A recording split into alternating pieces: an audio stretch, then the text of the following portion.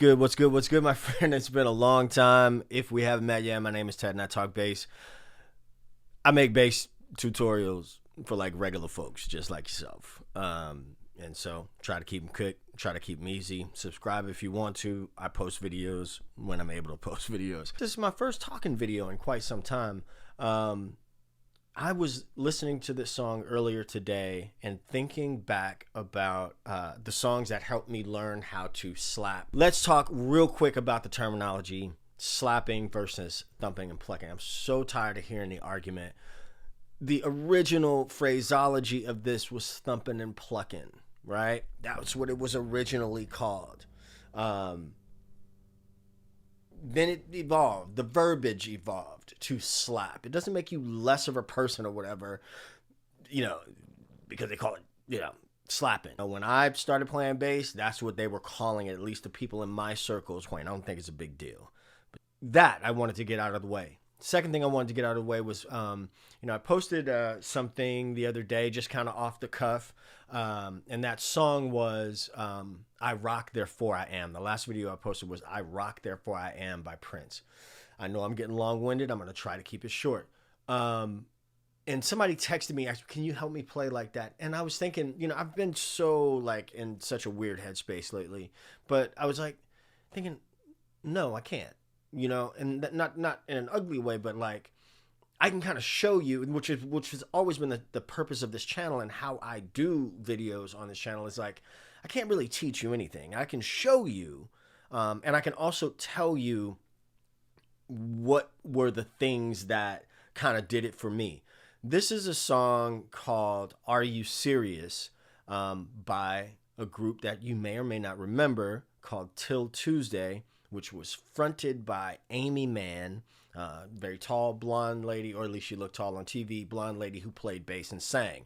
I got this recording on a 45. Their big single at the time was Voices Carry. Hush, hush, keep it down now, voices carry. Are You Serious was the B-side of that. So I want to say that this was 84, 85, somewhere around that. So I would have been 14 or 15 years old.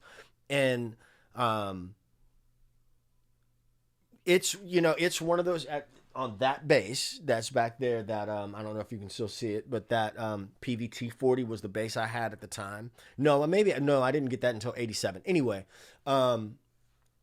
so again, as I've said before, I know the bass is in tune, and what I would do is I would just find the notes. Can I get that sound? That was a big deal for me, and this might be a big deal for a lot of people. You can search the web high and low. You can search all over YouTube. You're going to find a million videos on, maybe not a million, but you're going to find a lot of videos on the concept of thumping or slapping, whatever you want to call it, and how you approach that. But ultimately, getting it is you spending the time getting it, right? And I know that sounds kind of nebulous to some folks. Another thing why I brought this song and thinking about Amy Mann in this particular tune is because, nowadays you ask folks, well, what are you listening to? And they give you a litany of things. Back the tyranny of choice. Back in the day, you were at least for me and my friends, you know what I'm saying? We were into certain things. And because you had to go on the quest for music, you had to save money for music. You had to find a friend of a friend who might have happened to have a tape deck that could record. You know what I'm saying? And then have to make the decision to record over something that was already on a tape. You Gen Xers know exactly what I'm talking about, right?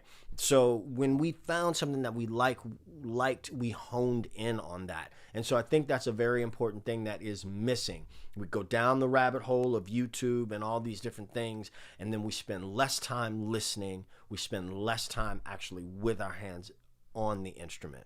I've been guilty of that myself. So I'll just show you. I just wanted to rant maybe a little bit. I don't know if you call it a rant, but just talk to you just a little bit. But this, you know,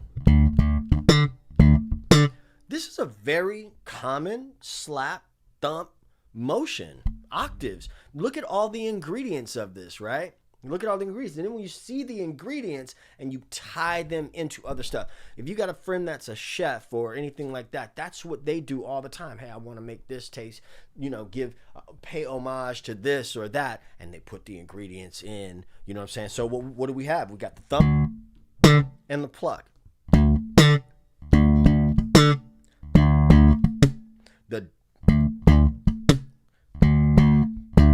It's hard to do that dead thump without doing the pluck, following up with the pluck, but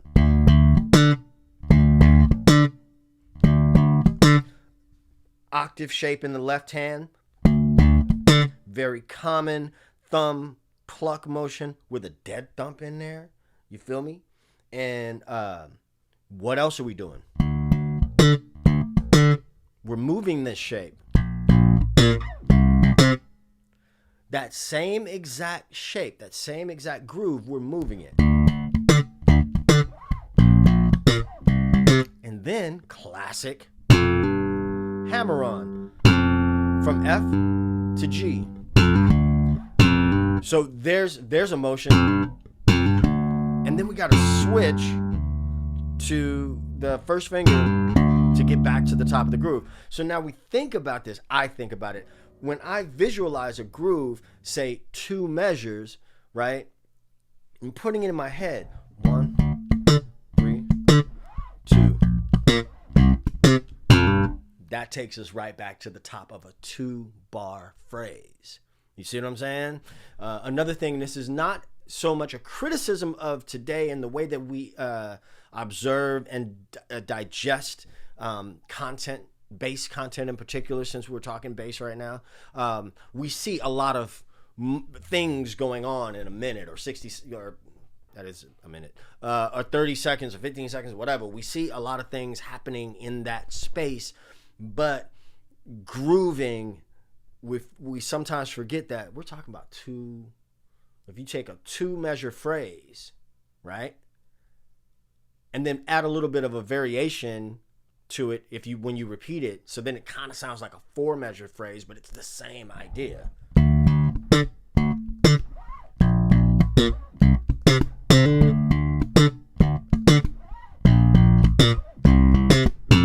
I just played 4 measures, and the only thing I changed, I did a hammer-on there on the octave, and then I did a hammer-on starting from the minor third there. You feel me? So let's not try to complicate it too much. You know what I mean?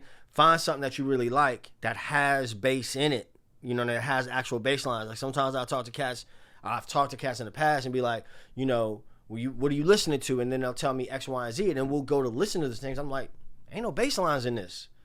There's a bass tone. There's a bass frequency. There's a bass sound. There's no real bass line. You know what I'm saying? And I won't say that we're totally, because there's definitely there's some great young bass players out there that are grooving their asses off. But, you know, there's a lot of like pop music, CCM, stuff like that. They don't really have bass lines. The bass is just following a chord progression. You know what I'm saying? So, you know, that's the place where I would start. So anyway, yeah. This is my first video, my first talking video in some time. I'm actually trying out a new little trick here to see if this aids in content creation. So anyway, thanks for watching. Like it if you like it. Subscribe if you want to. And I'll see you in the next video. Peace. 2 fingers. I haven't said that in a long time.